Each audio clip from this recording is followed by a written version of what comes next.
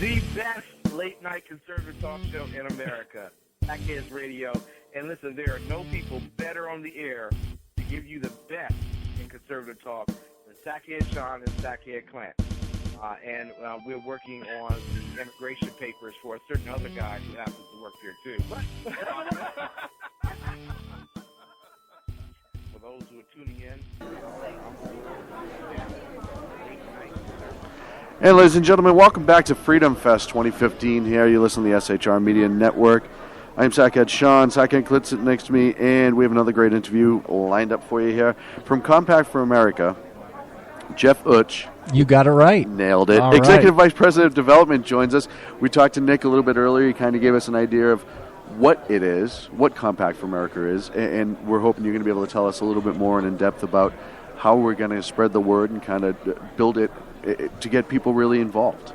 Absolutely. I wanted to get into why it is so important and how this country has changed, since its founding, of course, but even in the last 40, 50 years. I'll give you an example. In 1985, I was 17 years old, so now you know my age and all that. But I'm not good at math. Don't be, okay. don't be that Don't presumptive. assume. Yeah. So that means you're about 30 right now. That's exactly right. Okay, you okay, nailed it on the perfect. head. Okay. I had the same like math, that so that's public cool. education. Fortunately, we're not an economy show. Right. I forgot to carry the one. Now, in 1985, gentlemen, I'll ask you the first question. Who was president of the United States? Ronald Reagan. Exactly. Okay, so I was in Mr. Dugan's government class and kind of studying different things, but I was reading the 17th Federalist in 1985 when I was 17, so it's easy for me to remember as I get older here. And in effect, Hamilton is writing to try to alleviate the fears of the anti-Federalists and saying, look, guys, and your listeners can read it, but in effect what he's saying is, look, even the most ardent tyrant is going to be satiated with the power to declare war, coin money, appoint ambassadors, regulate trade, and he went over the powers enumerated in the Constitution. They are never going to want to get involved in our domestic institutions, such as, and he lists a few, agriculture, education, going on. Now, this was 30 years ago, gentlemen. Okay, as a 17-year-old, when Ronald Reagan was president, one of the most conservative, well-liked, and he's a hero of mine, of course. Absolutely. And I could see the writing on the wall then. Now, 30 years later, read the Federalist, 17, and, of course, other Federalists, anywhere from 37 to 46, we learned what the federal government, how they were supposed to operate. And so at that time, at a young age, I started looking for, okay, if we got out of control, what did the founders give us to help rein the powers in? And as I read more and more about what the founders intended for us to do, the very last Federalist paper by Hamilton discusses Article 5 in the Constitution. So if you really want to understand the Constitution, Madison wrote, look, if you want to understand it, you can go to the Constitutional Convention in my notes, Madison saying. Mm-hmm. But it was really just a lifeless parchment until the ratification debates. Okay, so in the ratification debates, he suggested that is where we find meaning in the Constitution. So I spend a lot of time studying the ratification debates. So in effect, the anti-federalists are saying, look, too much power in the federal government. This is what happened at the Virginia ratification debates. Okay, George Nicholas and Madison said, no, there's not, but even if there is, we've given you Article 5. So that was like one of their big hammers, saying we've given you Article 5 so the states can rein in the federal government by calling a convention, either singularly an amendment or amendments. Then Patrick Henry got back up and said, it's a ruse. Article 5's a ruse. It's going to be too complex and complicated to institute, so it's really nothing you're giving us. And then George Nicholas and Madison gets back up and says, no, it's not. The states can agree to ahead of time what they're going to do. And so seeing that language in there is exactly what the Compact for America is about. It is the states getting together ahead of time and deciding what they want to do, the rules of the convention, the exact purpose of the convention, where it's going to convene, how long it's going to last, who the delegates are, and it answers the questions for those who are worried about some type of convention running away. And so from a historical perspective, when I got introduced to the Compact, now before I knew about the Compact, I was all for a general convention of the states, which I also think the founders would approve of. Right. Because I think they'd come down, we'd complain to them, oh no, all these things are wrong, what should we do? They would say, have you used the tools we've given you? It's kind of like, we have some time, so I can tell another quick story. Sure, please, absolutely. Okay. So when I was 10, 11 years old, I was raised in Virginia, early 70s, okay? And I was raised right on the James River. We had about 5 acres of grass, 1,000 acres of woods around us, oldest coal mines in America, so nobody was building there. And so from a young age, I was pushing a lawnmower. About the time I was 11 or 12, my dad bought a riding lawnmower. Okay, but that's a big purchase for those, back in those days without a lot of money. That was kind of luxury. It's like at a that Ferrari. Point. Yeah, okay? exactly. So if anybody's ever cut 5 acres... That was like a TV with the remote control. Exactly. It was just crazy. If anybody's ever cut 5 acres of grass, with a push mower, as soon as you're done with the 5 acres, what is it time to do? Start again. Okay, so my dad. I was going to say drink a beer. Okay, not at 12, but Why not? Well, you're right. Back in those days, it did happen. Yeah, These exactly. days, Right. You're not even allowed to smell beer at 12 these days. We got this new riding lawnmower, and my dad read me the riot act. Look, if you break this thing, this is the family treasure now. You're not the family treasure. This is the family treasure. You get broken before That's right. this gets broken. All right, so I was so intimidated and scared by that I kept pushing the push mower. Okay, because I came in after having that riding lawnmower for a few weeks, still doing the push mower, came in hot, sweaty, bugs sticking to you, it's so humid back there, and complaining to my dad. Hey, Dad, now what do you think he said to me? Why don't you use the riding lawnmower? Why don't you use the tools I've given you? Now, I said, well, Dad, I'm scared. You haven't, You told me you'd beat me silly, and back in those days, the belt was given. Right. Today, you get thrown in jail for that kind of stuff. Right. So, but he took time and explained to me how to use it and alleviated my fears. So I did get back on the riding lawnmower and felt more comfortable about it and did it.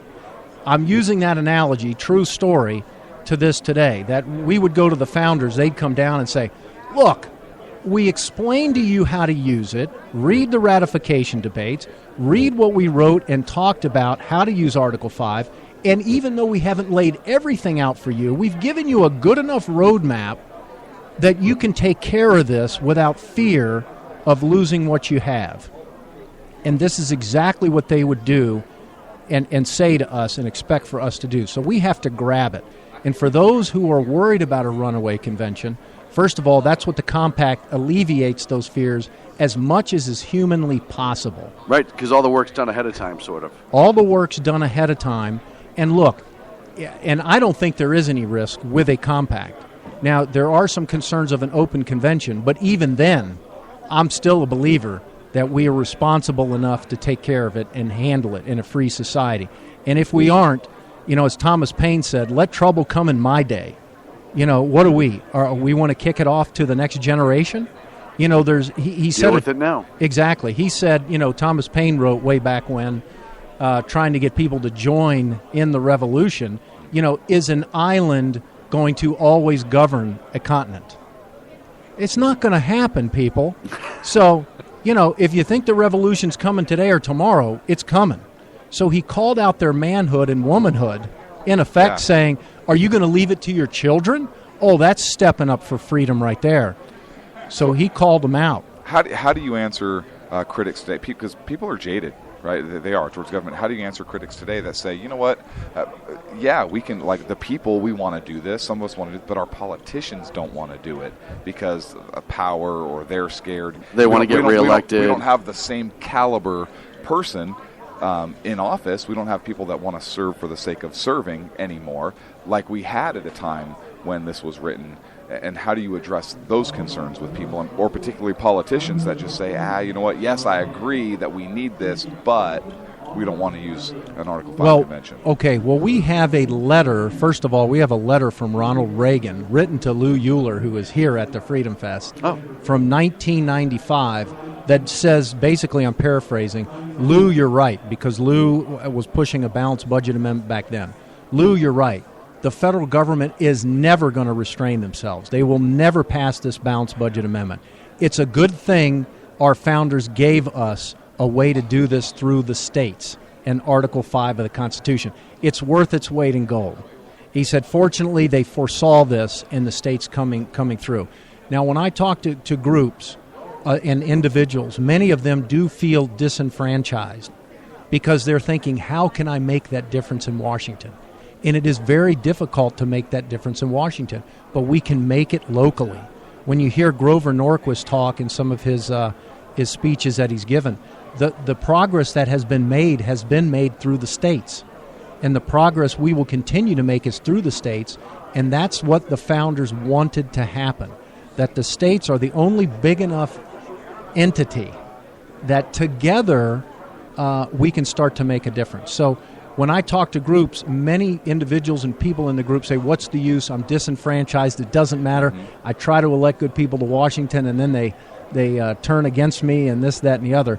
Well, the answer is through our states, because if you want to get an appointment with one of your state representatives, I'll guarantee almost anybody that's listening today, if you really want to see somebody in a state legislative body, you will eventually be able to see them.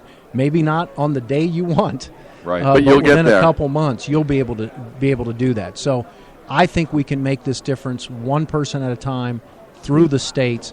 And when people understand what our founders wanted us to have through Article 5, and that it really was, George Mason insisted that it be in the Constitution, that it was that button to push if things were going. It's the shot collar. It is. And look, we're going down. Debt is spiraling. We had this conversation with Nick last interview, and it was tremendous. But don't we owe it? Look, our men and women in uniform have died for this country. They've sacrificed so much for this country, and we're allowing this country to continue to pass like Greece and so forth. That is unsustainable and is not going to be recognizable as what they gave and shed their blood for. And I know this is an area that's kind of near and dear to you personally. It is. So if you could talk a little bit about that and why the states not only owe it to the country as a whole, but particularly how it impacts the men and women in uniform who have given so much for this country in terms of blood, that we can't even do something as simple as make sure to balance a budget so we can continue to have a country that not only we as citizens get a chance to enjoy and love, but that the men and women have given their honor and blood for. Well, I've never been in the military, but I have worked with our Special Forces teams for over 20 years as a tactical swimming instructor. And, after a few years into our late war after 9/11, and some buddies of mine started getting killed, maimed, this kind of thing, I sat down with a friend of mine, Jimmy, and I asked him, look, I'm not feeling worthy. I'm not feeling that we're doing our part. What can we do? And his answer to that question was a little astounding, and it really hit me. Two things: if I buy the farm, take care of my family, okay. And so then I started looking for charitable organizations that would help his particular family, and found one in his special operations group, and did some fundraisers and those kind of things. But the second thing he said to me hit me off guard, and I had to think about it for a while. It was, you know what? Do your best. And I thought about it. Okay, he boiled it down to this. Now, this is an enlisted chief in the Navy saying, do your best. And I thought about that for days. And then, I think you guys lit up and understood it right away. For me, I was like, well, what's he talking about? And really what he was talking about was, look, if I'm putting my life on the line for you and your family, don't sit on your couch eating Cheetos. Right. Yeah. And watching reruns of, the whatever family, or, this, this, that, and the other. If I'm going to put my life on the line, I want to see you reach your potential. Well, and that's funny, because it's something that I think, we were talking about people feeling disenfranchised, that's something that I would challenge those people to do, is do their best. Because a lot of people, and listen, the left is really good at making people just kind of go home, eat, like you said, eat their Cheetos and not pay attention and not be involved. And then when it comes to disenfranchised. Exactly. Absolutely. And then when it comes time to vote, they throw a couple things at them. They, put them on the bus, or, dig them up from the grave, if you will. Or sometimes literally, and get them to go and pull that handle for them. And that's something that, we've talked about this a lot, is especially those of us who want responsibility in government, communication is key to the people that feel like they can't do their best. How do you bridge that gap? How do you bridge that communication and get it going again? And maybe you can't. No, I think you can. I mean, education. This is why I do radio shows. I do radio shows regularly in Tucson. We have a James T. Harris. We have Constitutional Mondays.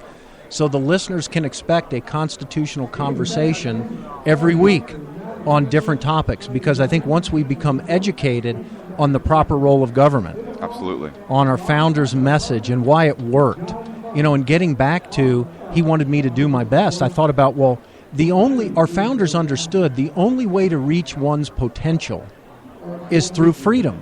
You have to have that choice. Now, there's also more risk, but if you don't have the ability to make choices and keep things that you earn and have those incentives with freedom, then we won't necessarily do our best.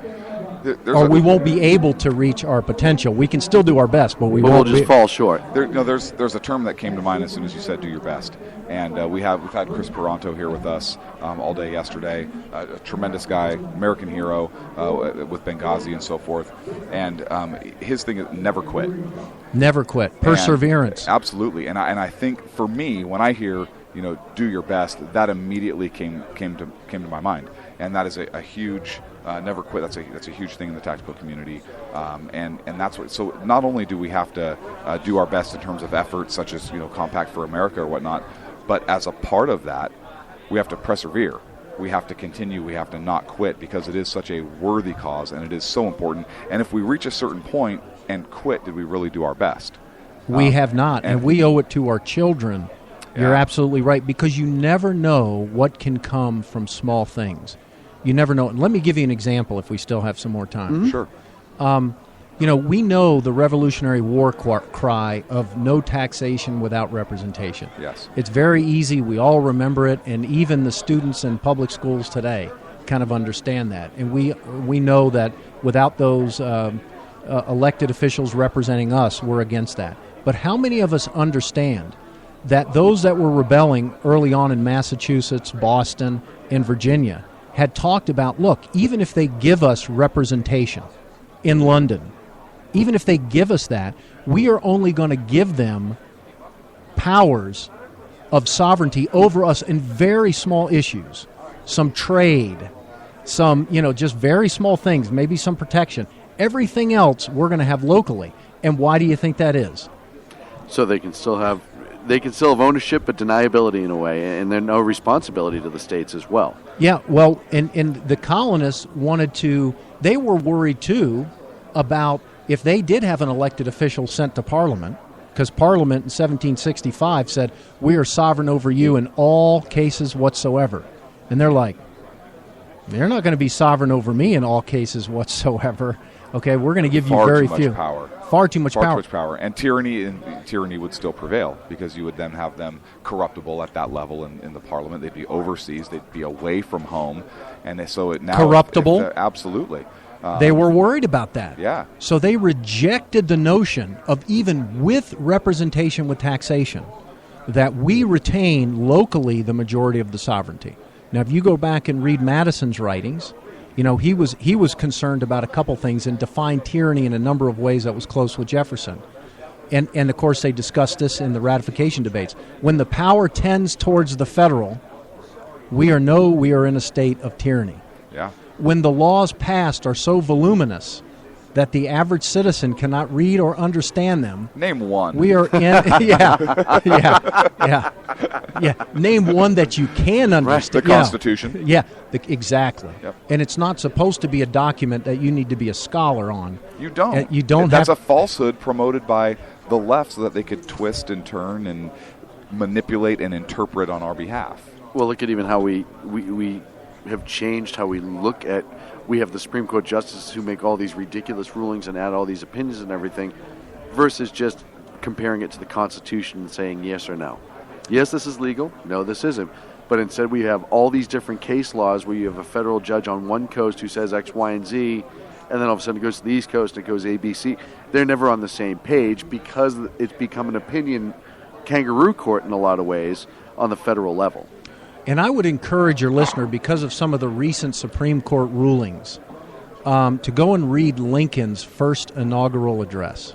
It is beautiful in that it basically states this. Because what he is doing at the first inaugural address, we have to remember the first 7 southern states had already seceded. Mm-hmm. The other 4 had not yet. Fort Sumter had not yet gone. And what he is basically saying is, look, states, you have these rights. And my platform says I can't interfere with these things. And that all powers not delegated, he reiterated the importance. And he said the basic political fabric and survival of our nation is depends on these things. Right. And so he goes over this. And time again, we see presidents like Lincoln saying these things, and I think it's very important that we understand that. The other thing he went through was just, I thought, very beautiful. He basically, and Tawney, who had passed who was the opinion writer of the Dred Scott decision, which is a great thing to read about what are the unintended consequences of Supreme Court overreach. In other words, one of the results of the Dred Scott decision was Tawney defining who a citizen is. And all of a sudden, even though there were free blacks all over the country, North and South, said, you can't be a citizen. Right. Was that in their powers delegated to say that? No. Absolutely not. Nope. And so you go over these things. So Lincoln was addressing him, sitting behind him after he had been sworn in, and basically said, look, if we are going to rely on 9 justices, which there still were at that time, to take away from the public venue and debate decisions between 2 people that can affect the whole nation, in effect, we have given up our republic, and that they should not be the final arbiter of things that are not delegated to them. Well, interesting thing on that. I think that we're at a point now where no branch wants to really use the constitutional authority that's given them. For example, we have the Supreme Court that's overreached, and the legislature has they have the power of the purse. They've underreached. That they can. Right. That they can use to rein them in, and they won't do it. There is power of impeachment to rein in the power of the purse again to rein in the executive, and they won't do it. So we have these checks and balances, and it doesn't seem like one branch really wants to execute them on another. And now this Compact for America, again, constitutional authority that the states can do. I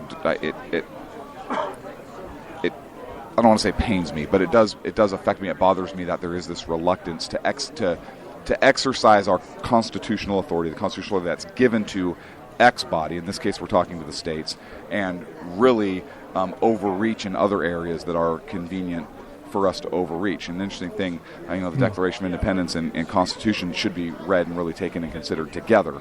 And that's one of the interesting things about the Civil War you brought up, and just a little bit off topic, but no, it's okay. We're having fun as long as we have time to do it. And I'm remembering a certain thing. Okay. This is our show, so we're good. We have you have the Constitution that says yes, the federal government has these authorities, not delegated to the state. It's the states has these. But you also had the Declaration of Independence that talks specifically about, hey, if a people decide that a government has become too oppressive for them, then the people have the responsibility to cast off that government. And so on one hand, Lincoln was right. On the other hand, the states were right. And again, it's kind of how you marry that and take them together. So it's really interesting, and slavery as the catalyst issue or whatnot. I don't want to get into that, but just in terms of the Constitution and the Declaration, go ahead, sir. Well, no, I'd love to have a conversation with you that sometime, because as you heard, I was born in Washington D.C. and told that the den of iniquity, but raised just outside of Richmond in the early 70s. So we didn't play cowboys and Indians like you Westerners did out here. Right. As a kid, we For the played... record, I'm from Boston. Okay. Yeah, from the West. Okay. But, we played Rebels against the Yankees. Okay. All right. But my mom's from Gettysburg. So we'd go up to see my cousins and run Pickett's Charge, and I would hear from my Yankee cousins, it's a good thing we beat you Rebels back then. And I would scratch my head and say, well, that's not what I'm hearing where I come from. And so as a very young man, and I mean 5, 6 years old, I was thinking, boy, I've got to learn more about this. So I had my mom read me the West Point story, and that's what really got me involved in studying American history and the Constitution, because I wanted to dig down deep, and I have, because ever since my degree's in aerospace engineering, but my passion is American history, the Civil War, and the founding era. So since I was 15, I read an hour a day on the founders' documents and the Civil War.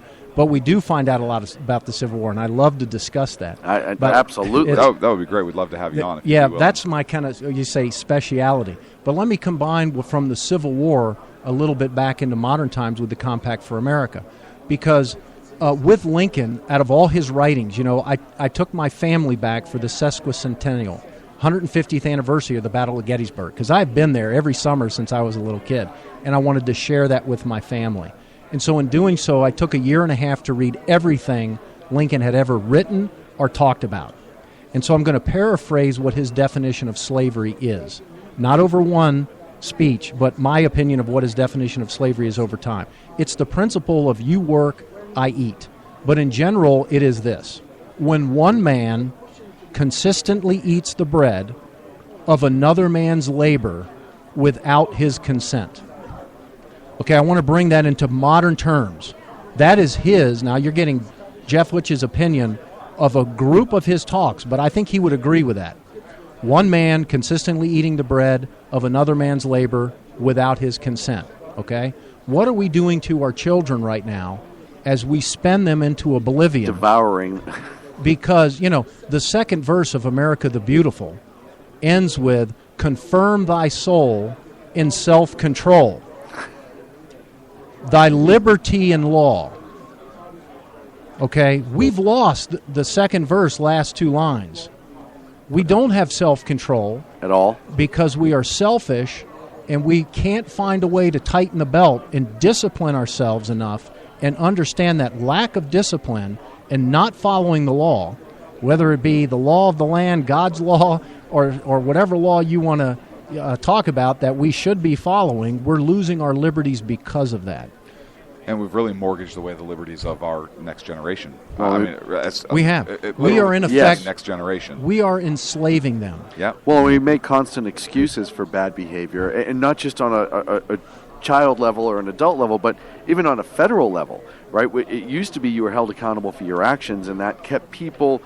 You were raised with morals, and then if you went outside of that, you had to pay the piper, so to speak, when you made a mistake, all the way from the federal level down. And we've gotten away from that, and everything is excusable now, and everything has a secondary reason. It's almost expected. Right. Oh, well, we didn't get enough hugs. If you're not fighting dirty for us, right? What are you doing? And I think you see that as the generations go on, and I think it's going to get worse. And I've always said there's some design to that, because once people lose that moral compass and then turn to the federal government to be that moral compass, then those in charge of the federal government get to dictate their behavior, and we see that all the time with all these social programs, et cetera, et cetera. It's a destruction of liberty through the guise of gifts. That's one of the things I like about this compact is it kind of takes the ability of the people, so to speak, to vote themselves benefits out of the public coffers, because you need the consent of the states in order to raise that debt ceiling and so forth. Absolutely. Well, the states kind of become a board of directors for the federal government.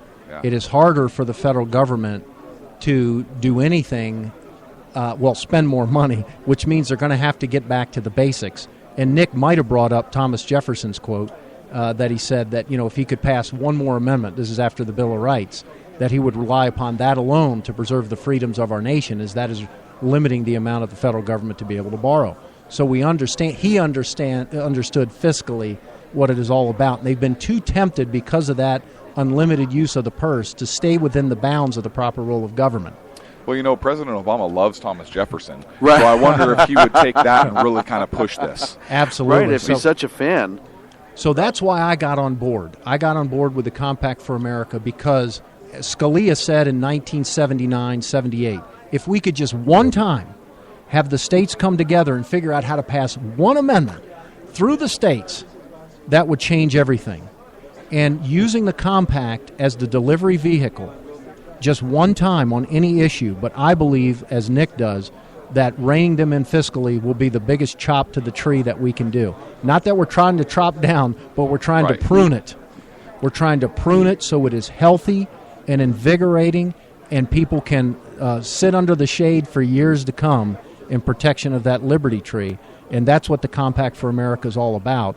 And then once we do that, as Scalia says, find a vehicle to do it, then the states can really start to flex their muscle and rein our system into the federal system our founders expected it to be, as Lincoln expected it to be, as Calvin Coolidge expected it to be, even as Harry Truman expected it to be, okay, that we're so far off of there, and people need to understand that when these guys go across overseas, like we talked about earlier, and fight for our freedoms, what are they fighting for if we're not doing our part at home? Yep. Mr. Utch, sir, it's been a real pleasure. If you could Thank you. people where to find you again, please. You can find me at Jeff.Utch at compactforamerica.com. I'll give you an easier one, though. Okay. Because my last name's kind of... If you just go Jeff at managearizona.com, spelled out MANAGE, Arizona, ARIZONA.com, they can find me. And happy to talk to groups, preach the word, and do anything I can to foster and promote the cause of liberty and federalism. Thank you for having me, guys. No, thank you. It's Been a pleasure, and we'd love to have you on our show, maybe perhaps down the road as well, to talk more about the Civil War. Oh, love to do it. Particularly with the debates raging now with the flags, fun. I think it'd be a lot of fun. Yeah, absolutely. I'd love to do it. Thank you, guys. My friend, it's been a pleasure. Absolute pleasure. Live. Play us out from Freedom Fest 2015 here at beautiful Planet Hollywood, Las Vegas. You've been listening to Sac Kids Radio, SHR Media Network. Night conservative talk show in America, Sackheads Radio. And listen, there are no people better on the air to give you the best in conservative talk than Sackhead Sean and Sackhead Clint. And we're working on immigration papers for a certain other guy who happens to work here too.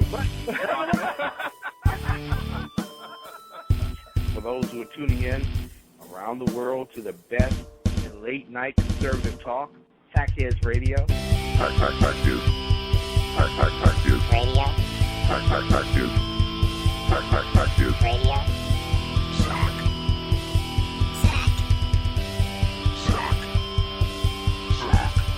The best late night conservative talk show in America. In America.